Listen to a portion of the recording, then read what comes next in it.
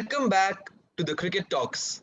Yes, we've been missing in action for almost 3 weeks now, but both of us were busy in academic stuff. Now we are back and back with a bang, hopefully, and we'll be putting out videos regularly around IPL. So let's start off by discussing the best 11 according to us from the first half of the IPL. So let's begin. Yes. Okay. So Tanveer, it's been quite an eventful first half. We've seen a lot of youngsters and a lot of unexpected players coming out and really putting in brilliant performances. And on the other hand, we've seen quite a lot of disappointments. No. Definitely. Yeah. So okay. So let's start. Okay. So I'll give my top three. Let's go top three, middle order, and I think bowlers. So top three for me would be Devdutt Padikkal, Mayank Agarwal, and at number three, I would go with Suryakumar Yadav. So I'll just quickly justify why I'm going with these three. I had other options. You had KL Rahul performing really well. You had Rohit putting in decent performances, but Devdutt for me has been a standout for the way he's played. He scored, I think, 3 half centuries in 7 innings. He's given RCB starts, so that is a player I am going to take. Next up with him is Mayank Agarwal, because I feel Mayank Agarwal has actually done a much better job than KL Rahul. He's played with a good strike rate. I think 140 and 45 is strike rate, and he's given the starts which Punjab has needed. I think Rahul has got a bit muddled in the strike rate is overrated kind of concept, and I don't think he's really done justice. I don't think he's taken Punjab to victories. And at number three, Suryakumar Yadav, because of the way he's played in the middle overs. I think he's played superbly. He's played the spinners and the pacers both equally well. And I think he's been a major reason Mumbai has been able to get a move on during the middle overs. What about you? Do you agree with this top three, or you have anyone else in mind? So I'll definitely agree with Mayank Agarwal and Suryakumar Yadav. They did the same. Maybe instead of a Padikkal, I might have seen a Gill. But Shubman Gill has actually performed, like people expected that from him, but it takes a lot of guts to actually perform how people are expecting. So he has actually done really well. The only one reason I might actually pick Padikkal over him is right-left hand combination. So that also gets satisfied. Right. So probably I'll give Right. the edge to Padikkal. But yeah, I had Gill in my mind too. I had Gill, but I don't recall, apart from that innings against SRH where he scored the 50, I don't recall any match-winning innings from him. See, Padikkal, even though he's not played match-winning innings, in 3 games he's given RCB the start. Do you recall any match-winning? I think he's hit 30 and 40 is Gill. He's hit only 150 in the tournament, no? I don't think he's gone beyond 50 He more than hasn't once. been scoring those big runs, but like considering the KKR lineup, they have the middle order. So Gill has actually, when Narayan was actually failing terribly, and then Nitish Rana did again set them on fire. So he was one of the main players in that top order who actually helped them stabilize. So that was good for him. Right, okay. So who are your 4, 5, 6, Tanveer? You give it to me first. 4, 5, 6. I think Shreyas Iyer, ABD, and Pollard / STOINIS. I think both of them have been equally good. Right. I think bang on. I I agree with you on there. But see, Shreyas Iyer also is in my. I would agree with Shreyas Iyer, but just because you need a captain. He's done well.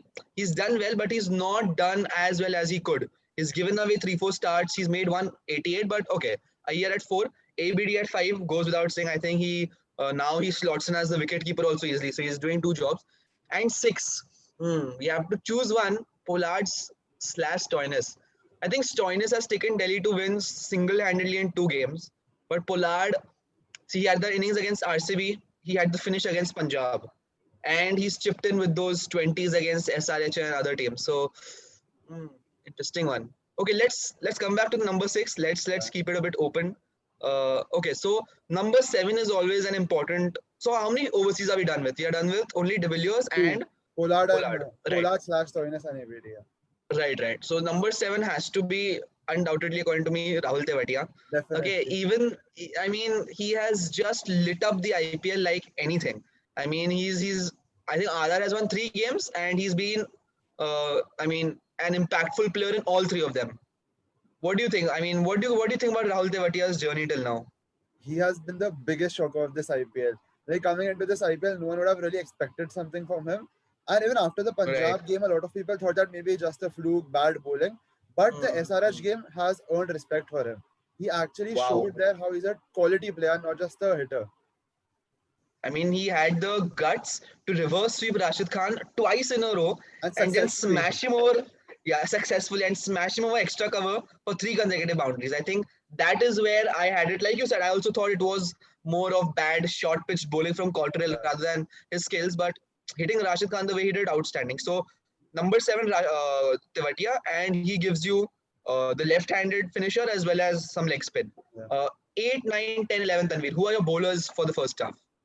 So at 8, this was actually a tricky choice, but I'm going in with Washington Sundar because he adds you the batting also at number 8, and he's actually bowled really well for RCB. Like except for the couple of games first when they didn't use him properly. Since then he's actually been bowling really well. So I'd have Sundar at 8. Then coming to my pure pace bowlers, I'll go in with Rabada and Archer probably are 2 direct picks because they've been amazing. Now my last pick has to be an Indian bowler. So I'll probably go with either of Bumrah or Shami for the sole reason that Bumrah has got more wickets, but he's been again hot and cold. Like he has one very good game, then one bad game. And Shami has actually shown that he can be a very good new ball bowler. And in Rabada and Archer, I have the death bowling. So I don't necessarily need a Bumrah for that. So maybe Shami. What about you? That's an interesting one. So you've gone with 3 pacers, right?